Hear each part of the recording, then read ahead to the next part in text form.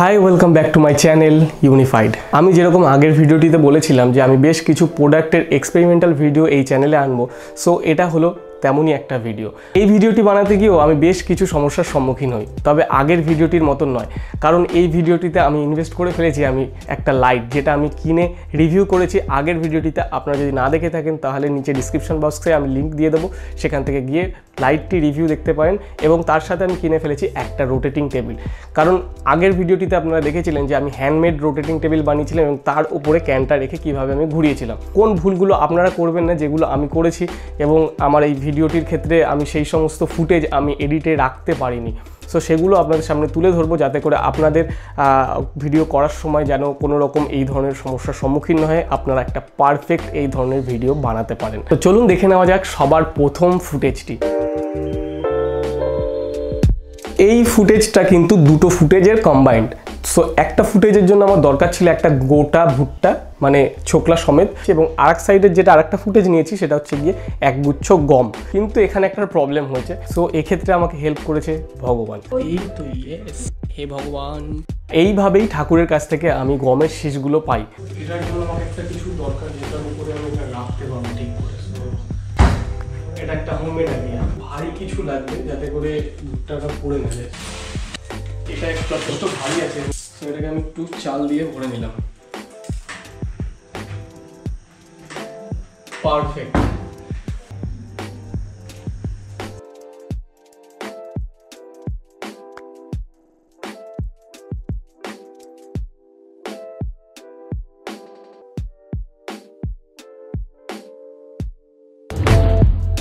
এখানেও কিন্তু দুটো ফুটেজ নেওয়া হয়েছে এবং দুটো ফুটেজকে কম্বাইন করে এই একটি ফুটেজে পরিণত করা হয়েছে। দু তিনটে এক্সপেরিমেন্ট করতে হয়। আমি সবার প্রথমে ভুট্টার দানাগুলোকে পোড়ানোর জন্য আমি বাজার থেকে একটু পপকর্নের যে ভুট্টার দানাগুলো হয় সেগুলো নিয়ে আসি, বাট সেগুলো দেখি যে দানাগুলো বেশ ছোট ছোট। সো আমি কি করলাম, আমি সেই ভুট্টার দানাগুলোকে প্রেসার কুকারে দিলাম এবং সেটাকে 30-40টা সিটি দেওয়া হলো, কিন্তু কোনো মতেই ভুট্টার দানাগুলো নরম হচ্ছিল না বা বড় হচ্ছিল না। অয়েলি ছিল বলে আমার মনে হয় যে ভুট্টার দানাগুলো সেদ্ধ হচ্ছিল না বা ফুল ছিল না। আমার এই এক্সপেরিমেন্টটা কিন্তু বেকার গেল। যেহেতু গ্রসারির দোকানগুলো খোলা ছিল এই লকডাউনে, সেখান থেকে আমি গিয়ে সুইট কর্ন বলে, দেখবেন দানাগুলো একটু বড় হয় এবং বয়েলড থাকে। সো দুটো দানার মধ্যে ডিফারেন্সটা কিন্তু এখানে। সেই দানাগুলোকে কাজে লাগালাম এবং এইভাবেই ঠিক দুটো শট আমি নিলাম। তো আমি 4K-তে শ্যুট করব, সেট করব হচ্ছে 100 FPS-এ এবং এটাকে 10 বিট সেট করলাম। তো এই শটটার জন্য আমার লাগবে একটা প্লাস্টিক, কারণ এই আইডিয়াটা আমি ড্যানিয়েল শেপার্ডের একটা ভিডিও দেখে পেয়েছি। সে কিছু ক্যাপসিকাম কেটে এরকম প্লাস্টিকের উপর রেখেছে এবং তাতে করে জাস্ট এরকম ধরেছে, ক্যাপসিকামগুলো উপরে ফ্লাই করেছে। এই টেকনিকটাই আমি অ্যাপ্লাই করবো।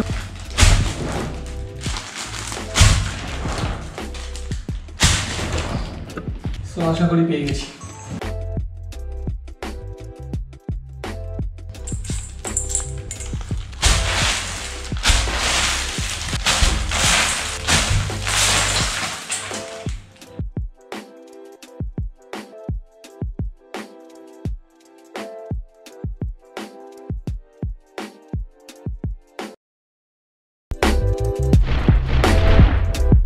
এই ফুটেজটি নিতে কিন্তু বেশ খানিকটা সময় গিয়েছিল, তার কারণ অনেকগুলো ফুটেজের কম্বাইন্ড ফুটেজ হলো এই ফুটেজটি।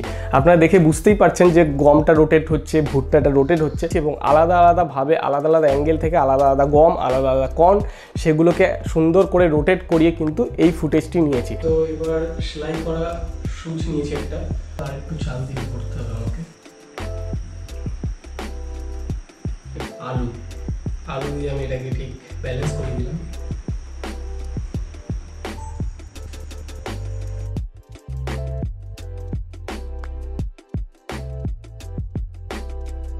এরকম ভাবে যেমনি কর্নের শট দিলাম, এরকমই গমের শট আমাকে নিতে হবে। এটা খুব টাফ, ফেভিকুইক এই কাজটা করতে পারবে।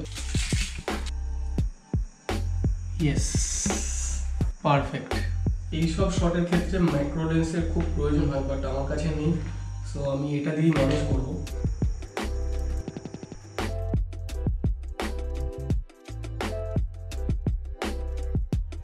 সো এবারে আমাদের কর্নফ্লেক্সের শট দরকার। আমি এই প্যাকেটটাকে ভাঙবো না, কারণ এটা দিয়ে অনেক শট করতে বাকি আছে। ছোটো ছোটো পাউচ কিনে নিয়ে এসেছি 10 টাকা করে।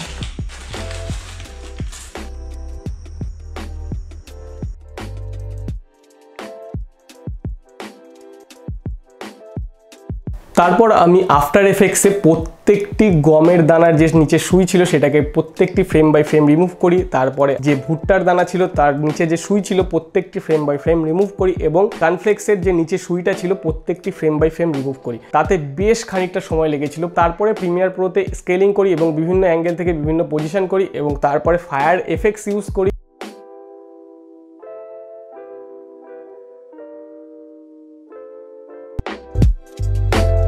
এই ফুটেজটি কিন্তু একটা সিম্পল ফুটেজ ছিল, বাট নিতে হয়েছিল অনেকগুলো টেকে।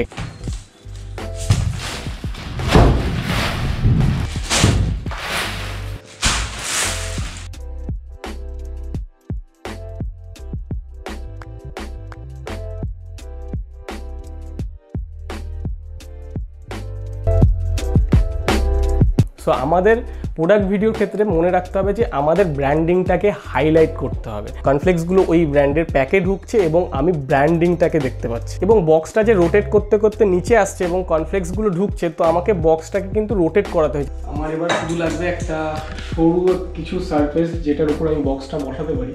কাপটা দিয়ে দেখতে হবে, কাপটা দিয়ে ব্যালেন্সটা হচ্ছে কিনা সবার প্রথমে একটু দেখে নিই। ব্যালেন্স কিন্তু হয়ে গেছে।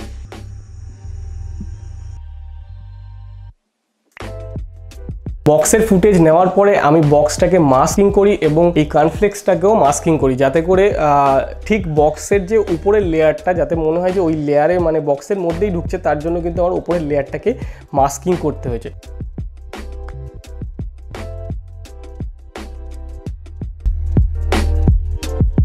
এই ফুটেজটি কিন্তু বক্সের যে রোটেটিং করার ফুটেজ নিয়েছি সেই ফুটেজটি জাস্ট স্কেলিং করে সামনের দিকে আনা হয়েছে, যাতে করে মনে হয় যে বক্সটা ঘুরতে ঘুরতে আমাদের সামনের দিকে আসছে মোশনে। এই ফুটেজটি সিম্পল একটা ফুটেজ, জাস্ট কর্নফ্লেক্সের বক্সের থেকে কর্নফ্লেক্সগুলো পড়ছে। এই ফুটেজটা কিন্তু একটু টাফ ছিল।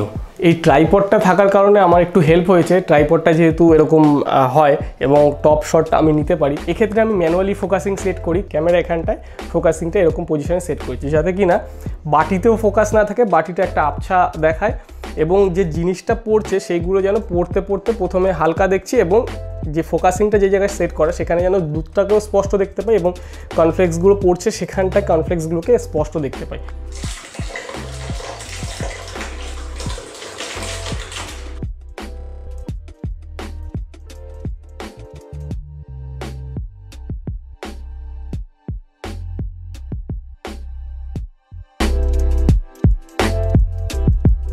সো এখানে দেখলে পরে আপনারা বুঝতে পারবেন না যে এটা দুটো শটের কম্বাইন্ড শট। বাটিটার শটটা আমি আলাদা নিয়েছি। শ্যুট করতে করতে আমার বাড়িতে দুধ ছিল না, সেই দুধটাকে আমাদের কুকুরকে খাইয়ে দেওয়া হয়েছিল, তার জন্য আমাকে একটা দিন ওয়েট করতে হয় এবং পরের দিন আমি শটটা নিই। কিন্তু প্রথম দিন যেহেতু ভুট্টার যে গোটা ভুট্টাটা সেটা পরের দিন শুকিয়ে যাবে এবং তার কারণে কিন্তু আমি আগে থেকে ভুট্টা যে গায়ে হেলান দিয়ে আছে প্রোডাক্টটার উপরে সেই শটটা কিন্তু আমি আলাদা করে আগে থেকে নিয়ে নিই। মাস্কিং করে এই দুটো ফুটেজকে কম্বাইন্ড করে কিন্তু এই একটা ফুটেজ হয় এবং জুম ইন থেকে স্কেলিং করি এবং জুম আউটের দিকে আসি, যাতে করে আমি পুরো জিনিসটা ক্লিয়ার দেখলাম। এবং তারপরে যে লাস্ট ফুটেজটা দেখছেন একটা এফেক্ট ইউজ করেছি এবং ওইখানটা টেক্সটটা আসছে এফেক্ট হয়ে এবং তারপরে আরও একটা গ্লিচ এফেক্ট আসে। পুরো প্রোডাক্টের জিনিস যেগুলো ছিল ফুটেজটা সরে গিয়ে কেলগসের যে ব্র্যান্ডের লোগোটা সেটা কিন্তু আসে এবং দেন শেষ হয়ে যায়। তারপরে থেকে যায় সাউন্ড ডিজাইনের কাজ।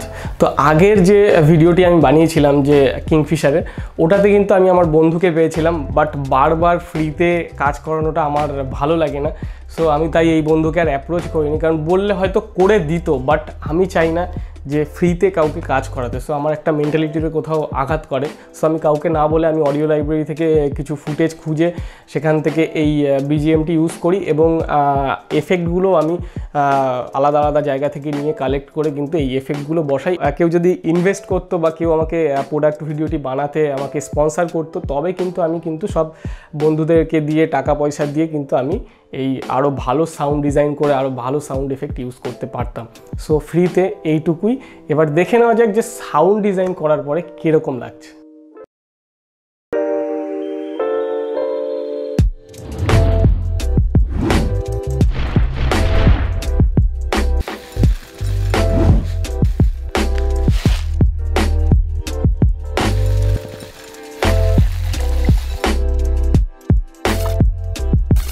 সো সো এই ভিডিওটি করতে কিন্তু বেশ কিছু ভুল ত্রুটি আমার হয়েছিল, তো সেগুলো আমি শেয়ার করছি এবং আমি বলছি যে বেশ কিছু ফুটেজ আমি মানে নিয়েছিলাম, বাট আফটার এডিট দেখছিলাম যে ভালো আসছিল না বা ভালো হয়নি।